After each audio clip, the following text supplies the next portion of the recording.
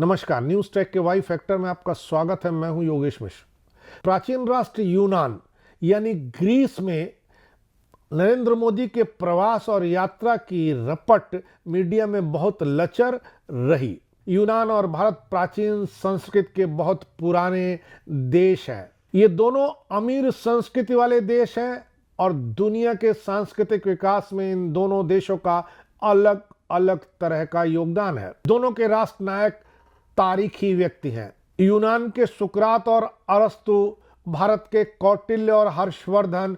आक्रामक सिकंदर भी यूनान का था, खुद को विश्व विजयी कहता था, पर तक्षशिला के बाद ही अपने घर मैसेडोनिया वापस चला गया, राह में मर गया। भारत और यूनान का वैवाहिक रिश्ता रहा है। मौर्य सम्राट चंद्रगुप्त की शादी पराजित यूनानी सेनापति सेल्यूकस की बेटी हेलन के साथ हुई थी। उस समय कौटिल्य ने यह शर्त रखी थी कि विदेशी राजकुमारी हेलन का पुत्र चंद्रगुप्त का उत्तराधिकारी नहीं बनेगा। इसी प्रस्ताव को नियम बनाया था जवाहरलाल नेहरू, राजेंद्र प्रसाद और सरदार वल्लभ भाई पटेल ने 1950 में।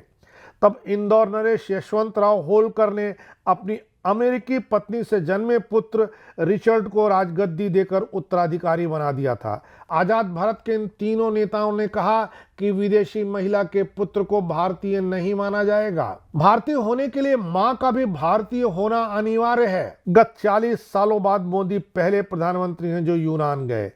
इससे पहले इंदिरा गांधी 1983 में यूनान गई थी। इंदिरा गांधी के बाद 10 लोग प्रधानमंत्री बने। इसमें 3 प्रधानमंत्री तो ऐसे थे जो विदेश मंत्री रह चुके थे, नरसिम्हा राव, अटल बिहारी वाजपेयी और इंद्र कुमार गुजराल। इन दिग्गजों को एहसास ही नहीं था कि यह पूर्वोत्तर यूरोपीय राष्ट्र भारत का परम सखा है। इसका भारत के लिए क्या महत्व है, इसका इल्हाम केवल नरेंद्र मोदी को ही होना था। यह बिंदु इसलिए भी महत्वपूर्ण हो जाता है क्योंकि यूनान ने हमेशा भारत का साथ दिया है। उसने समूचे कश्मीर को भारत का भूभाग माना। उसने संयुक्त राष्ट्र संघ में भारत की अस्थायी सदस्यता के लिए भारत का पक्ष रखा, जोरदार वकालत की। आर्थिक रूप से भी भारत में उद्योग लगाना चाहा, कहा कि 2030 तक द्विपक्षीय व्यापार को दोगुना करेंगे। मोदी की यात्रा का प्रभावी नतीजा यह रहा कि दोनों देशों के बीच रणनीतिक साझेदारी बनी।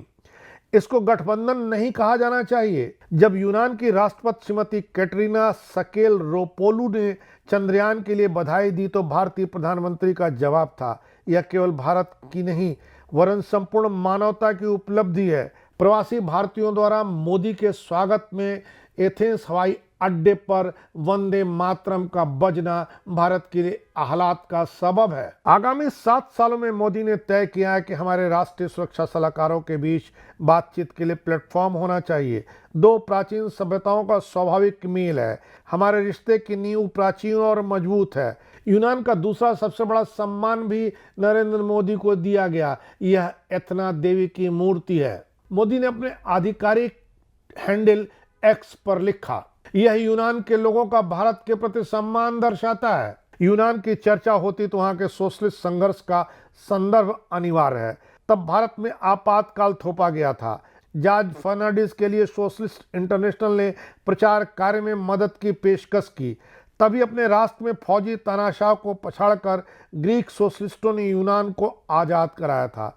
उसी दौर में ग्रीक समाजवादियों ने हिंद महासागर या बंगाल की खाड़ी में एक पानी के जहाज पर रेडियो स्टेशन खोल करके भारत की उस समय की तानाशाह सरकार के खिलाफ आवाज बुलंद करने का प्रस्ताव दिया था, ताकि भारत में तानाशाही के खिलाफ आवाज उठाई जा सके।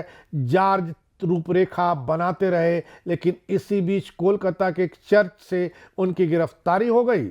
इसी परिवेश में यूनान के महान क्रांतिकारी यूनानी जननायक का स्मरण भी जरूरी है।